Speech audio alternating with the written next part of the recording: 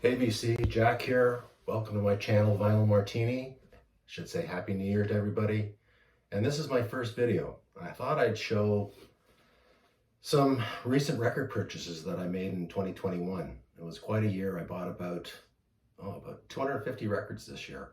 A lot of them were classical and I got great deals on those, but I'm not going to show any classical records today. Just the pop stuff. Yeah, just pop stuff.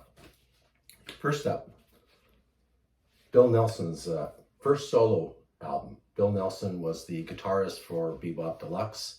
When the band broke up, he recorded this in 1978 and 79. It wasn't released until 1981. It's a real departure from Bebop Deluxe. It's an electronic album. He played all the instruments himself. It's really quite good. His voice is a little bit reedy, but still very interesting. And you see this around, it's well worth a purchase. Next up, someone else I've never heard of. I should have, I guess. Pete Carr. The album's called Not a Word on It. And Pete Carr is a guitarist for Muscle Shoals, the Muscle Shoals band. I think this is his first solo record. Like the title says, it's all instrumentals. It's largely like a Jeff Beck record. Different with a more southern kind of soulful bent, but really good guitarist. Well worth a listen. Next up, one of my favorite bands. I'm always trying to pick up the albums I don't have. This is Japan, Tin Drum. I think this is another album from 1981. David Sylvian is the lead singer. Kind of moody, emo, kind of post new wave. Very good band though. I'm always looking for David Sylvian's solo records. They're kind of hard to come by. This was, I don't know, cheap. It's like 10 bucks, I think. Great condition, fine record. This is the only 2021 new release that I've bought. I don't buy new releases. I prefer to crate dig and look for older stuff and bargains. But I'm a big Drive-By Truckers fan, so here is their latest record, The New OK. It's not their finest work. Patterson Hood is the main songwriter and singer, writes most of the songs anyways. He moved to Portland, Oregon, and this is a band from Athens, Georgia. Actually, they're from Alabama. Two of them are from Alabama, Mike Cooley and Patterson Hood. Again, more in the political vein, like their last three records have been, kind of reacting to Black Lives Matter, the Me Too movement, the stuff that was happening in Portland. Can't go wrong getting a Drive-By Truckers record. They're all great. They've really changed over the years, and fine record. Glad I got this. Next up, a solo album by Darrell Hall. I'm a big Darrell Hall and Oates fan. Their records are so cheap. You can pick them up anywhere. But this is his one. I think it's his first solo record. There's no date on this, so I don't know when he recorded it. He hates being called a blue-eyed soul singer. Can't stand it. But basically that's what he is. He's a soul singer. He's got a channel. He's had a channel for a long time, for about 10 years. I think it's called Music in Darrell's House. Always a good show to watch. He's got a studio upstairs in his cabin, and he has guest musicians in, and he has a great house band. Well worth checking out. Next up, copy of Diana and Marvin. You know, Marvin Gaye, what can you say about that guy? Great voice. Diana, I wouldn't say she has a great voice, but a distinctive voice. This was, I think it cost me like 17 bucks. It's in really good condition. I don't have that many Motown records.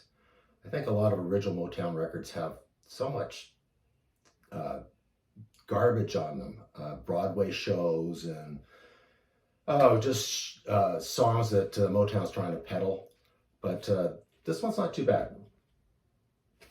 Yeah, I quite enjoy that. It's got a nice gatefold, two of them together. Doesn't she look like Michael Jackson, or Michael Jackson looks like her? This is an album I took a punt on. I don't know anything about this band. I've seen them shown on the VC before, a band called Hustler. I think this was recorded in around 1975. Sounds like they're a band from East London, and it's okay. It's a mixed bag of rock and R&B.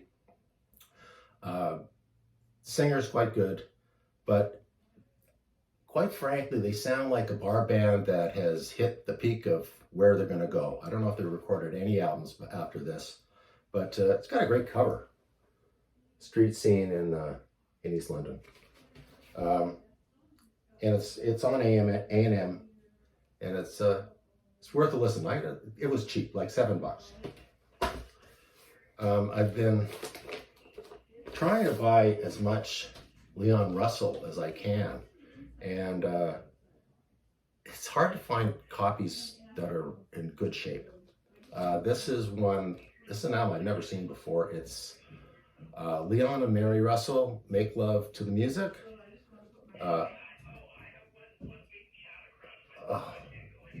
I got somebody else. I hope we can't hear that. But anyways, duet record, love songs. Sounds pretty good. Yeah, that was cheap as well. I think this cost me $8. Next up, one of my favorite artists, Doug Sahm. He formed the Doug Sahm Quintet. He had a hit in the 60s with an album called She's About a Mover. He moved to San Francisco. He's definitely a Texas San Antonio sound. He's got a really great voice. It's so gravelly, it's so bad, it's good. I try to pick up all the Doug Sahm I can. This one again was cheap. This was about $10. Well worth the listen.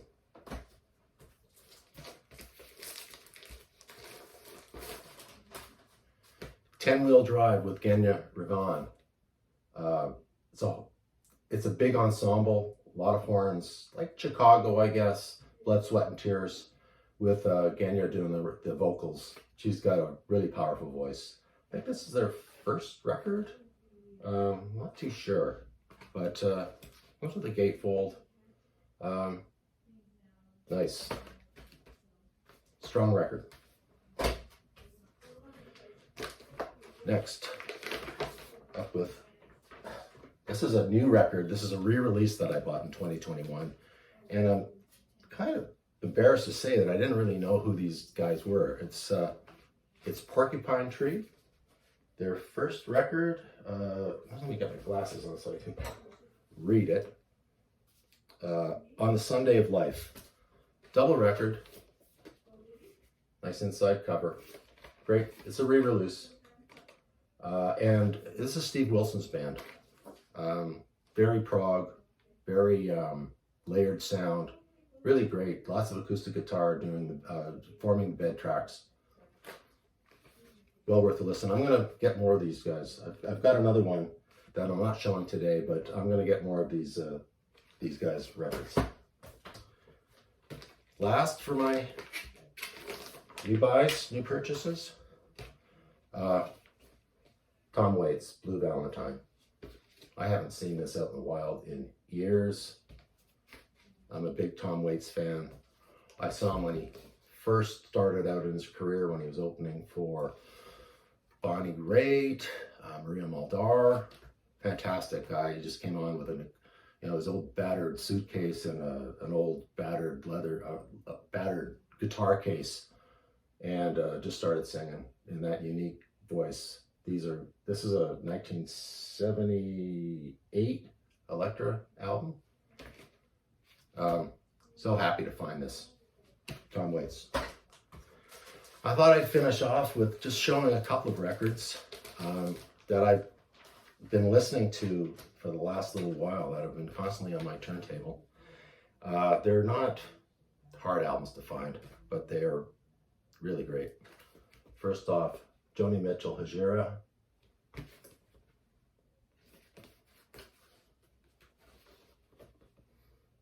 I don't like to rank albums and bands. That's too hard for me to figure out what's number 1 and number 5. I love all the work she does. Blue gets so much attention, but this record has been on my turntable at least twice a day for the last 2 weeks. It is a fantastic, fantastic record. I think this is possibly the best she's ever done. And last,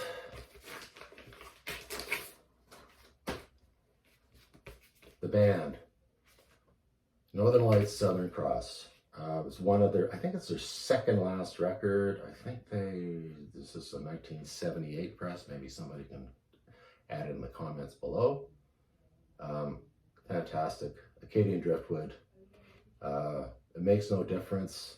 Man, Richard Manuel is the one of the vocalists for this band, and they're so lucky because they had 3 great vocalists. But he, in my books, he is kind of one of the top folk soul singers ever, bar none. Great record. Well worth a listen, and not hard to find. So that's it for now. Man, I've been encouraged by friends and family to do this. I've been meaning to do it for a long time. I've had a lot of fun picking out records, and maybe not so much fun doing this because I don't like public speaking, but I am going to look forward to Vinyl Tag 2022. I want to thank all the biggies out there in the VC world, Mazzy, Melinda, Hannah, Vinyl Richie, Mr. Shelf Stacker, just to name a few. Anyways, I'm going to end it here. Hope this goes well, and hope you have a great day. Take care.